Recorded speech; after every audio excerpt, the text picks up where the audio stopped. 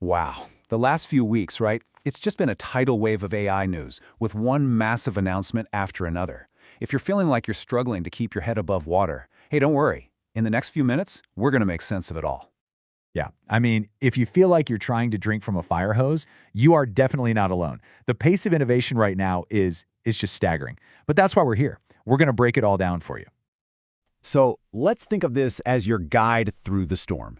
We're going to cut right through all that noise, connect the dots, and really try to understand the major currents that are shaping our future.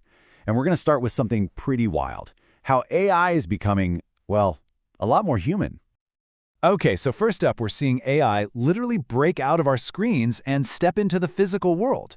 And at the same time, it's becoming a much, much smarter conversational partner. Okay, take a look at this. This is Figure 03, and it is a huge leap forward. Seriously, this is not just some pre-programmed robot doing the same thing over and over. It's a smart assistant in a humanoid body that actually learns by watching people. It self-corrects its own mistakes, and it can even have a conversation with you about what it's doing. Oh, and get this, it charges wirelessly through its feet. I mean, come on, this isn't science fiction anymore. This is happening right now. So while robots are getting a physical body, our actual conversations with AI are getting so much smarter. Google's Wayfinding AI is a perfect example of this. Instead of you just asking a question and getting a flat answer, this is a healthcare agent that proactively asks you questions. It wants to clarify things, to really understand your medical issue before it gives you any recommendations. It's a huge shift, right? From just reactive answers to a real proactive dialogue. And you know what? That whole idea of a proactive AI, it's not just for healthcare. It is absolutely exploding in the workplace. And they're being called AI agents, which is basically a fancy way of saying your new AI coworker. And this right here, this is the new battlefield for big tech. All three of the giants, OpenAI, Google, Microsoft, they're embedding these agents directly into the software you already use every day. Think about it. OpenAI connecting to your Slack, Google automating stuff in Salesforce, Microsoft letting Copilot rifle through your Gmail to find what you need. The goal for all of them is exactly the same. Create an AI that doesn't just, help you write a document. No, this is an AI that manages entire workflows for you. Now, you might be thinking, okay, building one of these agents sounds super complicated. But here's the crazy part. It's becoming incredibly simple. OpenAI's new Agent Kit, for instance, is pretty much a drag-and-drop tool. You just open it up to find what you want the agent to do, connect the tools it needs, and boom, you deploy your new AI coworker. The barrier to creating really powerful automation, it's just disappearing fast.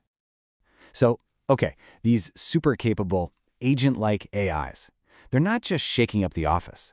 They're starting to transform the very fabric of our world. We're talking everything from art and commerce all the way to medicine. I mean, just look at the creative world. It's evolving at breakneck speed. You've got OpenAI's Sora, which can now generate video clips with sound and speech. Then there's Google's Veil, which is smart enough to keep a character and a style consistent through a whole video. And this isn't just for making funny clips, no way. Platforms like Runway are letting brands train these modders on their own company data to create custom ads. And then you've got the commerce side. You can now literally buy stuff from Etsy directly from a chat inside ChatGPT. The line between creating something, talking about it, and buying it, it's completely blurring. And just when you think it can't get any more futuristic, look at this. This is mind-blowing. Researchers in Stuttgart have developed a tiny 3D printer. The lens is the size of a grain of salt that can build new biological tissue directly inside the human body. Let that sink in. We're not talking about transplanting something that was grown in a lab. We're talking about cellular construction and repair from within. It is a truly, truly revolutionary leap. Okay, but with all of this incredible progress, there's always a darker side, right? Every powerful new tool can be used in powerful new ways, and, well, not all of them are good. And this brings us to a really crucial point. We have to understand the risks. This is a chilling and very real example. Scammers actually used a deepfake video of the WPP CEO in a Microsoft Teams meeting to try and defraud the company.